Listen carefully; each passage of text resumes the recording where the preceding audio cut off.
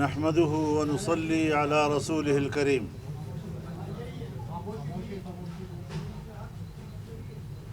آج supreme court نے قادیانی مبارک ثانی مقدمے کے حتمی فیصلے کو اناؤنس کیا ہے اور انہوں نے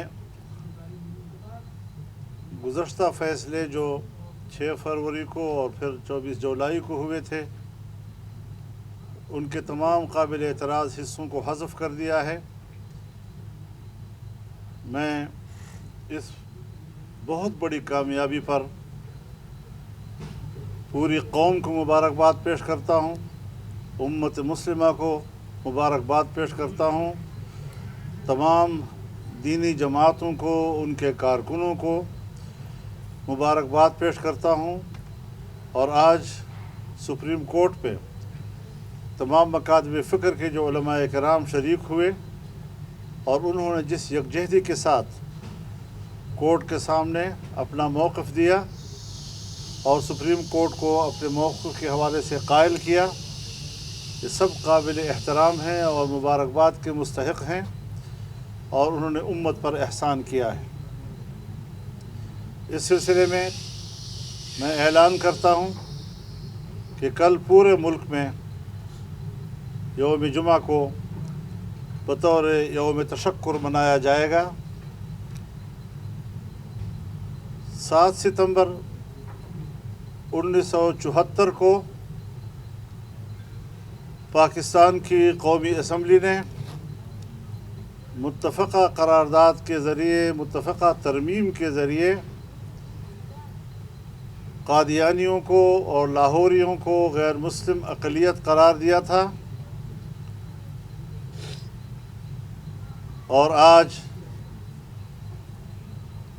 جب پوری قوم 7 ستمبر 2024 کو مینار پاکستان لاہور پر 50 سالہ گولڈن جوبلی منا رہی ہے اور جس دن کو یوم الفتح کے طور پر منایا جائے گا،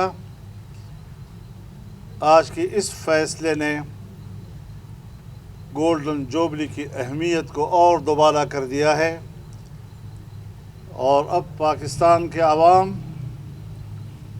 ایک الگ جذبے کے ساتھ اور ایک تازہ ترین فاتحانہ تصور کے ساتھ اس پہ شریک ہوں گے اور انشاءاللہ العزیز عقیدہ ختم نبوت کے تحفظ کے لیے 7 ستمبر یوم الفتح سنگ میل ثابت ہوگا اور دنیا کی کوئی طاقت اس عقیدے کے خلاف نہ کوئی سازش کر سکے گی، نہ ان کی سازش چل سکے گی. یہ امت کی آواز ہے، یہ پوری قوم کی آواز ہے، یہ متفقہ آواز ہے. ہم ان کے انسانی حقوق کو تسلیم کرتے ہیں، لیکن ضروری ہے کہ وہ پاکستان کے آئین اور آئین کے فیصلے کو تسلیم کریں. اگر کوئی اور شہری دنیا کے کسی حصے میں بھی اپنے ملک کے آئین سے بغاوت کرتا ہے، اپنے ملک کے آئین کو تسلیم نہیں کرتا، تو اس کے شہری حقوق ختم ہو جاتے ہیں، انسانی حقوق ختم ہو جاتے ہیں. یہ عجیب لوگ ہیں کہ اپنے آپ کو اقلیت بھی تسلیم نہیں کرتے، آئین کے فیصلے کو بھی تسلیم نہیں کرتے، قانون کو بھی تسلیم نہیں کرتے، اور اس کے باوجود دنیا میں پیٹ رہے ہیں کہ ہمارے تو انسانی حقوق نہیں ہیں. تعجب کی بات یہ ہے کہ ان کا رونا دھونا یہ بھی ہے کہ ہمیں غیر مسلم کیوں کہا جا رہا ہے. کوئی ان سے بھی تو پوچھے کہ مٹھی بھر لوگوں، تم نے پوری دنیا کی امت مسلمہ کو کافر کہا ہے، اور غلام احمد قادیانی نے اپنی کتاب میں لکھا ہے کہ جو مجھ پر ایمان نہیں لائے گا وہ کافر ہوگا اور دائرہ اسلام سے خارج ہوگا. ساری چیزیں حقائق ہیں، ریکارڈ پر موجود ہیں ساری چیزیں.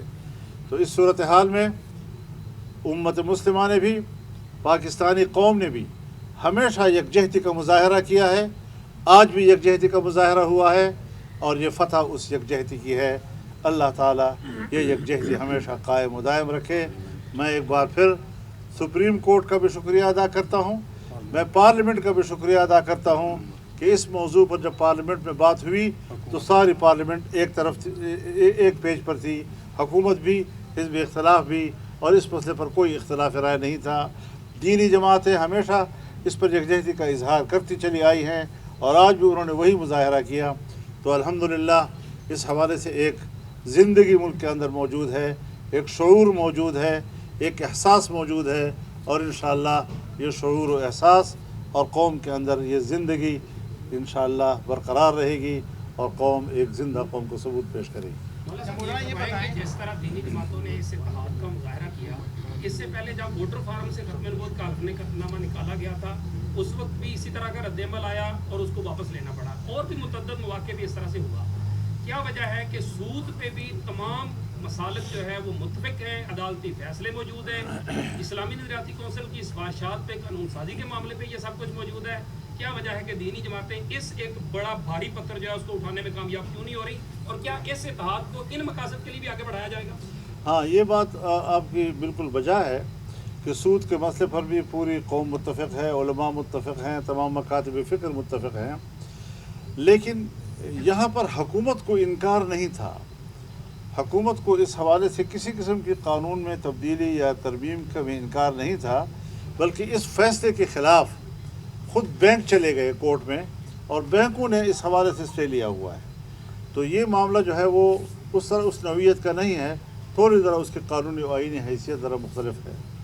ये बताएं, आज के इस मामले में आपकी चीफ जस्टिस से भी मुलाकात हुई है और फिर उसमें मुशावरत भी हुई है। एक अपने ही फैसले को चीफ जस्टिस ने मुतनाज़ा करार दिया और उस पर जो है रिवर्स करके तो उसको जो तनाज़ा था वो तनाज़ा ख़त्म कर दिया गया। इस तमाम अमल में आपको चीफ जस्टिस का जो अमल था, मामला था, कैसे नज़र आया? मेरे ख़्याल में उन्होंने बहुत ही फ़राख दिली का मुजाहरा किया है और बहस तो हुई, क्यों हुआ, कैसे हुआ, ऐसा नहीं होना चाहिए था, आइंदा भी नहीं होना चाहिए, सारी चीज़ें डिस्कस हुई हैं।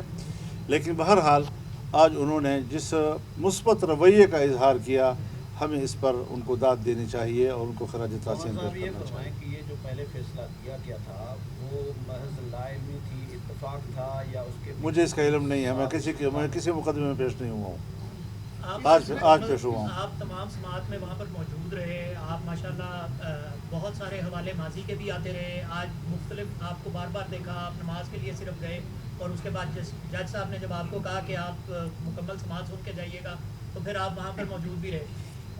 कैसा देखते हैं कि क्या ये इस तरह से बार बार रिव्यू पिटीशन और फिर आगे जो मामला तब चलेंगे, क्या एतबार किया जा सकता है? ये जो नहीं, मेरे ख्याल में इस वक्त सवाल का तनाजुर ये है कि आम जो कारकुनान है, जो आम लोग हैं, वो रियासत पर उस तरह एतबार नहीं करते कादियानियों के मामले। नहीं, मेरे ख्याल में देखिए बात है, कादियानियत के ख़िलाफ़ तो सोच एक ही है।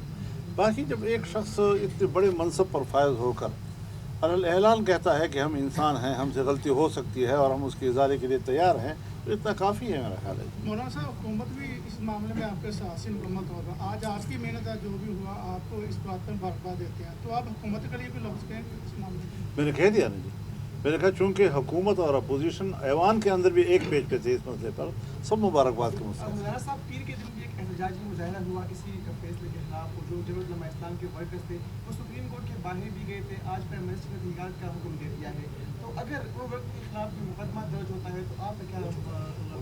मेरे ख्याल में ये जमहूरियत में सारी चीज़ें चलती रहती हैं, हर मसले पर एहतजाज भी करना पड़ता है ताकि रियासती इदारे मुतवज्जह हों उस तरफ कि पब्लिक क्या चाहती है। अगर आप पब्लिक में नहीं जाएंगे, आप एहतजाज नहीं करेंगे, आपकी आवाज़ कोई सुनेगा ही नहीं, तो इस तरीके से तो फिर वो मसला ही दब जाता है। तो मसले को ज़िंदा करने के लिए निकलना भी पड़ता है, एहतजाज भी करना पड़ता है, मुकदमे भी दर्ज होते रहते हैं और ये सारा सिलसिला चलता रहता है। अच्छा, ये तासुब भी कभी कभी मिला कि शायद इसमें कोई आलमी ताकतें भी मुलव्वस थी या कोई आपको उनसे नज़र आया ऐसा? अगर है तो फिर उनके लिए क्या पैगाम? देखिए, हम तो उनको भी ये कहना चाहते हैं कि वो गैर आइनी अमल को सपोर्ट ना करें। और ये कोई ऐसा मसला नहीं है कि देखिए, तहरीक भी चली है 1953 में, हज़ारों लोग शहीद हो गए, उसमें कामयाब नहीं हुआ जी। लेकिन अब पार्लियामेंट का फ़ैसला आ गया, तो दुनिया जो जमहूरियत की बात करती है, اداروں کی بات کرتی ہے اور اداروں کے فیصلوں کو احترام دیتی ہے، پاکستان کے قومی اسمبلی کے فیصلے کو قبول کیوں نہیں کیا جا رہا؟ نمبر 1۔ دوسری بات یہ ہے کہ جنوبی افریقہ کی عدالت نے بھی تو ان کے خلاف فیصلہ دیا ہے۔ آخر انہوں نے اسلام کی بنیادی اصول اور بنیادی سٹرکچر جو ہے اس کا مطالعہ کیا ہوگا، اس کو پوری طرح پڑھنے کے بعد وہ اس نتیجے پر پہنچے ہوں گے کہ پھر اگر یہ عقیدہ ان کا ہے تو وہ مسلمان نہیں ہے۔ مقدمہ بہاولپور ایک مشہور مقدمہ ہے، وہ عدالت تھی اور عدالت کے سامنے دونوں فریق پیش ہوئے۔ حضرت مولانا انور شاہ کشمیری رحمۃ اللہ علیہ باقاعدہ دیوبند سے آئے اور انہوں نے وہاں پر بڑی لمبی بحث کی اور بالآخر ان کو قائل کر دیا اور انہوں نے فیصلہ دے دیا۔ تو عالمی فورم پر بھی ان کے خلاف فیصلے آئے ہیں، اور جو لوگ ان کو، جیسے مثال کے طور پر مرزا غلام احمد قادیانی خود لکھتا ہے کتاب میں کہ میں انگریز کا خود کاشتہ پودا ہوں، تو آج یہ جماعت جو ہے یہ مغرب کا خود کاشتہ پودا ہے، تو اس کو سپورٹ کر رہے ہیں۔ جس طرح اسرائیل ان کے لیے بس ناجائز بھی ہے تو ان کا بچہ ہے، اور ناجائز بچے کو بھی وہ قبول کر رہے ہیں۔ 40,000 50,000 تک انسانوں کا انہوں نے خون پی لیا ہے اور وہ دفن ہو چکے ہیں۔ یہ کوئی انسانی حق نہیں ہے کہ امریکہ اتنی بڑی زیادہ خون کو اور عام آدمی کے خون کو بہتے ہوئے دیکھ رہا ہے اور پھر بھی اسرائیل کو سپورٹ کر رہا ہے۔ کس منہ سے امریکہ آج کے بعد انسانی حقوق کی بات کرتا ہے؟ جو اس نے افغانستان میں کیا، جو اس نے عراق میں کیا، جو اس نے لیبیا میں کیا، جو اس نے شام میں کیا اور ابھی تک کر رہا ہے اور آج فلسطین میں کر رہا ہے۔ تو اس دنیا کو ہم یہ پیغام دینا چاہتے ہیں کہ یا تو آپ بنیادی بین الاقوامی مسلمہ اصولوں کو تسلیم کریں اور اکثریت کو سپورٹ کریں، اصول کو سپورٹ کریں، کانسٹیٹیوشن کو سپورٹ کریں، پارلیمنٹ کو سپورٹ کریں، ڈیموکریسی کو سپورٹ کریں، اور یا پھر کہہ دیں کہ ہمارے نزدیک ان چیزوں کی کوئی اہمیت نہیں ہے، ہم صرف اپنے مفادات کتابیں ہیں، ہمارا فائدہ جس میں ہے، تو جو میرا ایجنٹ بنتا ہے چاہے وہ یہودی ہو، چاہے میرا ایجنٹ بنتا ہے اور وہ قادیانی ہو، مرزائی ہو، تو ہمیں وہ قبول ہیں اور پوری امت مسلمہ ہمیں قبول نہیں۔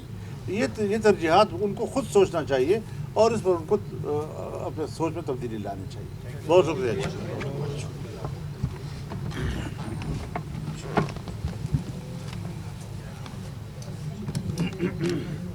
فی امان اللہ۔